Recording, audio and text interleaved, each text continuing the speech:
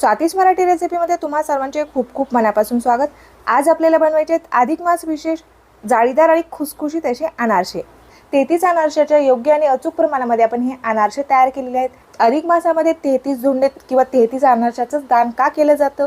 अधिक मास हा 32 महिने 16 दिवस आणि 8 तासानंतर म्हणजेच ढोबळ मानाने 33 महिन्यानंतर येतो। त्यामुळे आपण 33 अनारसे किंवा 33 दोंडे किंवा कुठल्याही 33 वस्तूचंच आपण दान करत असतो। तर त्याकरिता मी 33 अनारशाचं योग्य आणि अचूक प्रमाण तुमच्यासोबत शेअर केलेलं आहे। तांदळाच्या पिठाचा वापर करून झटपट असे आपण अनारसे तयार करू शकतो। ते देखील अनारसे छान तयार होतात। ज्या गृहिणींना वेळ मिळत नाही त्यांच्याकरिता आपण तांदळाच्या पिठाच्या अनारशाची रेसिपी देखील शेअर केलेली आहे। नक्कीच तोही व्हिडिओ तुम्ही एकदा बघा। चला तर जास्त वेळ न घालता रेसिपीला सुरुवात करूया। अनारसे तयार करण्यासाठी सगळ्यात अगोदर आपल्याला या ठिकाणी तांदूळ भिजत घालायचे आहेत। 1.5 कप मी या ठिकाणी तांदूळ घेतलेले आहेत। तर तांदूळ तुम्ही या ठिकाणी कुठलाही वापरू शकता।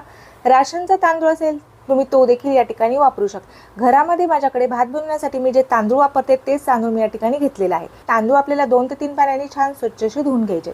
तांदूळ आपल्याला पहिल्याच दिवशी छान चोळून व्यवस्थित असे 2 ते 3 पाण्याने धुवून घ्यायचे आहेत। त्यानंतर आपल्याला प्रत्येक दिवशी तांदळातील फक्त पाणी बदलायचं आहे।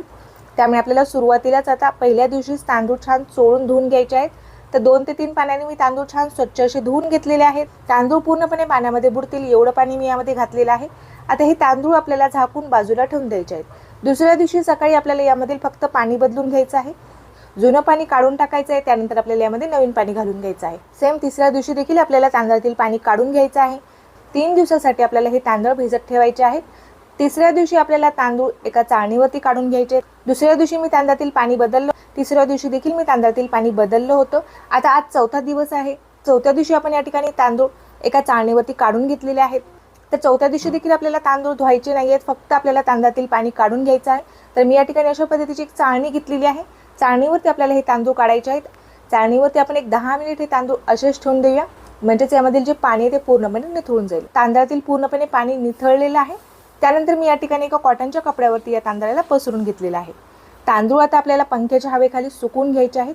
उन्हाला अजिबात तांदूळ आपल्याला सुकवायचे नाहीयेत। तांदळातील जे पाणी ते पूर्णपणे सुकलं पाहिजे। हाताला अजिबात यातील पाणी लागलं नाही पाहिजे इतपत आपल्याला हे तांदूळ सुकवून घ्यायचे आहेत। पंख्याच्या हवेखाली मी 15 ते 20 मिनिट तांदूळ सुकवून घेतलेले आहेत। मिक्सरच्या जारमध्ये आपण अर्धे तांदूळ घातलेले आहेत। तांदूळ आता आपल्याला मिक्सरला एकदम छान बारीक असे दळून घ्यायचे आहेत।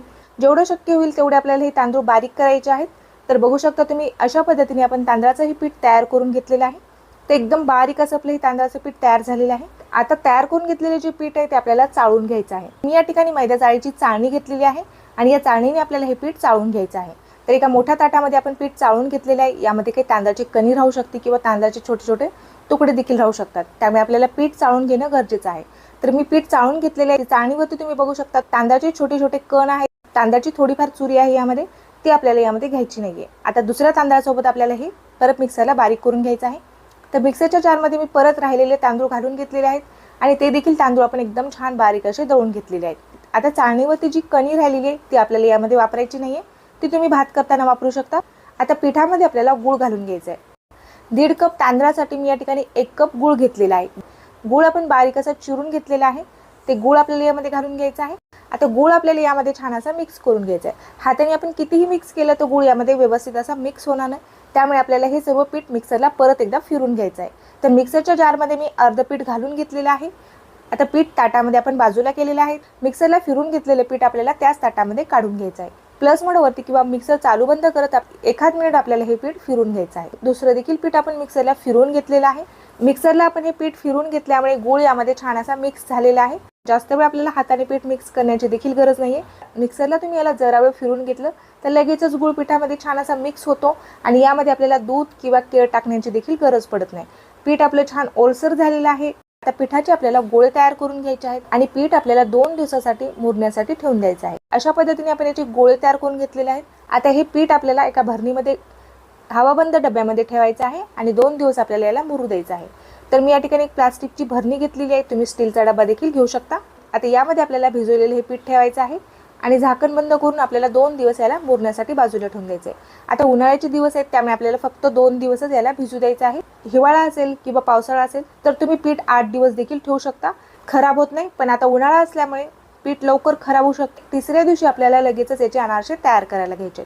पीठ आपल्याला फ्रीजमध्ये न ठेवता रूम टेम्परेचरवरती बाहेरच ठेवायचं आहे। तिसऱ्या दिवशी तुम्ही बघू शकता पीठ आपलं छान भिजलेलं आहे. आता पीठ आपल्याला एका ताटामध्ये काढून घ्यायचं आहे आणि परत आपल्याला पिठाला जरा वेळ मळून घ्यायचं आहे. पीठ आपण परत एकदा छान असं मळून घेतलेलं आहे. आता पिठाचे आपल्याला छोटे छोटे गोळे तयार करायचे आहेत आणि याचे आपल्याला अनारसे तयार करून घ्यायचे. तर तुम्हाला 33 अनारसे तयार करायचे तर तुम्ही एकदाच याचे 33 पेढे तयार करून घ्या आणि नंतर तुम्ही याचे अनारसे तयार करून घेऊ शकता. पेढ्याच्या आकाराचा आपण छोटासा एक गोळा तयार करून घेतलेला आहे. हातावरती आपल्याला हा गोळा छान व्यवस्थित असं तयार करून घ्यायचा आहे. त्यानंतर आपल्याला खसखसवरती हा अनारसा थापून घ्यायचा आहे. ताटामध्ये आपल्याला खसखस टाकायची आहे आणि खसखसवरती आपण हा अनारसा तयार करून घेणार आहोत. अनारशाला खसखस एकदम छान अशी लागलेली आहे. एकदम मस्त असा आपला हा अनारसा तयार झालेला आहे. पिठामध्ये आपल्याला पाणी किंवा दूध किंवा केळ टाकण्याची अजिबात गरज नाही. पीठ आपलं एकदम छान मऊ आणि सॉफ्ट असं भिजलेलं आहे. तर तुम्हाला जर गरज वाटली पीठ खूपच कोरडं असेल, अनारसे उलट असतील किंवा अनारशाचं पीठ व्यवस्थित असं तयार झालं नसेल, एखाद चमचा तुम्ही यामध्ये दूध टाकून हे पीठ मळून घ्या. म्हणजेच अनारसे व्यवस्थित असे तयार होतील. अनारशाला चिरा जाणार नाहीत. पीठ आपलं एकदम छान मऊ आणि सॉफ्ट असं तयार होईल. दूध तुम्हाला एखाद चमचाच यामध्ये टाकायचं आहे कारण आपण यामध्ये गूळ घातलेला आहे. एक चमचा जरी तुम्ही यामध्ये दूध घातलं तरी देखील पीठ खूप ओलसर होतं. त्यामुळे दूध तुम्हाला थोडं थोडं करत एक चमचा यामध्ये घालून घ्यायचं आहे.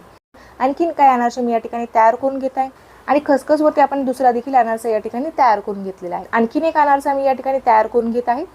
तिसरा देखील अनारसा आपण या ठिकाणी तयार करून घेतलेला आहे. आता एवढे अनारसे आपण सुरुवातीला तळून घेऊया, त्यानंतर बाकीचे अनारसे मी तयार करून घेते. एवढ्या पिठामध्ये आपले 33 अनारसे आरामशीर तयार होते. कमी गॅसवरती मी तेल छान असं गरम करून घेतलेलं आहे. अनारसे आपल्याला एकदम कमी गॅसवरतीच तळून घ्यायचे आहेत. गॅसची फ्लेम आपल्याला वाढवायची नाही. तेलामध्ये आपण एक अनारसा सोडून घेतलेला आहे. खसखसची बाजू वर येईल अशाच पद्धतीने आपल्याला तेलामध्ये अनारसा सोडायचा आहे आणि झाऱ्याने आपल्याला अनारशाच्या वरच्या बाजूला तेल सोडून घ्यायचं आहे. अनारसा जर तेलामध्ये विरघळत असेल तर गॅसची फ्लेम लगेचच हाय करायची आहे. हाय फ्लेमवरती नंतर तुम्हाला हा अनारसा तळून घ्यायचा आहे. विरघळलेला जो अनारसा आहे तो व्यवस्थित असा तळला जातो, जास्त विरघळत नाही. तेल जर खूप कमी तापलेलं असेल तर अनारसा तेलामध्ये विरघळू शकतो. त्यावेळेला तुम्हाला गॅसची फ्लेम वाढवून घ्यायची आहे आणि अनारसा तळून घ्यायचा आहे. आता अनारशाला जाळी बघा किती सुंदर पडलेली आहे. अनारसा आपल्याला जास्त वेळ तळायचा नाही. अनारसा तळण्यासाठी जास्त वेळ लागत नाही, लगेच अनारसा तळला जातो. आता तळलेला हा अनारसा आपल्याला काढून घ्यायचा आहे. झाऱ्यावरती जरा वेळ आपल्याला अनारसा ठेवायचा आहे, त्यामुळे यामधील जे तेल आहे ते पूर्णपणे निथळून जाईल. दुसरा देखील अनारसा तुम्ही बघू शकता, मस्त याला जाळी पडलेली आहे, छान खुसखुशीत झालेला आहे. कमी गॅसवरतीच आपल्याला सर्व अनारसे तळून घ्यायचे आहेत. एक ना एक अनारशाला आपल्या छान जाळी पडलेली आहे आणि रंग देखील तुम्ही बघू शकता, मस्त असा आपल्या अनारशाला रंग देखील आलेला आहे. जास्त डार्क मी अनारसे तळलेले नाहीत आणि जास्त आपले कडक देखील अनारसे झालेले नाहीत. अचूक प्रमाणामध्ये आपले 33 अनारसे या ठिकाणी तयार झालेले आहेत. 33 अनारसे आपण या ठिकाणी तयार करून घेतलेले आहेत. अजिबात तेलकट देखील झालेले नाहीत किंवा कडक देखील झालेले नाहीत. त्या अनारसा मी तुम्हाला तोडून दाखवत आहे. बघू शकता सहजरित्या अनारसा तुटत आहे. छान खुसखुशीत असा आपला हा अनारसा तयार झालेला आहे.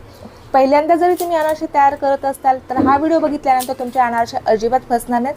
पहिल्याच प्रयत्नामध्ये तुमचे एकदम परफेक्ट असे अनारसे तयार होतील. तर तुम्हाला आजची ही रेसिपी कशी वाटली ते मला कमेंट करून नक्कीच कळवा. व्हिडिओ जर आवडला असेल तर व्हिडिओला लाईक करायला विसरू नका. अशाच नवीन रेसिपी बघण्यासाठी चॅनलला सबस्क्राईब केलं नसेल तर लगेच चॅनलला सबस्क्राईब करून घ्या. भेटूया तशीच एखाद्या छानशा आणि नवीन रेसिपीसोबत. तोपर्यंत धन्यवाद.